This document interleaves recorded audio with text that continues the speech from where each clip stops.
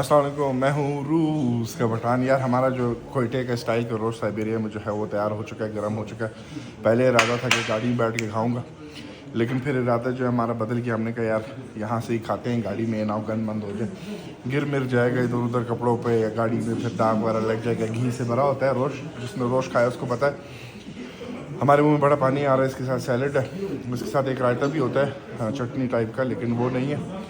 और हमारे पास ये नान मौजूद है। तो अभी हम बैठते हैं, कोयटा की जो यादें हैं वो ताज़ा करते हैं। ये उज़्बेकी रेस्टोरेंट है, ठीक है।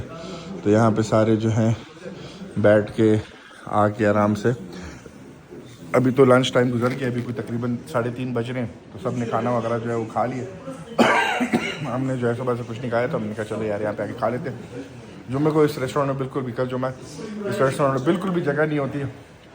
वैसे हम जुम्मे को हर रोज़ हर बार जो है नमाज के बाद आके यहाँ पे अलहमदिल्ला खाते हैं। खैर अभी हम इसको एंजॉय करते हैं, इससे पहले कि जल्दी फिर वापस ठंडा हो जाए। मिलते हैं आप लोगों से कल वीडियो में। खैर रखो अपना, अल्लाह हाफिज़।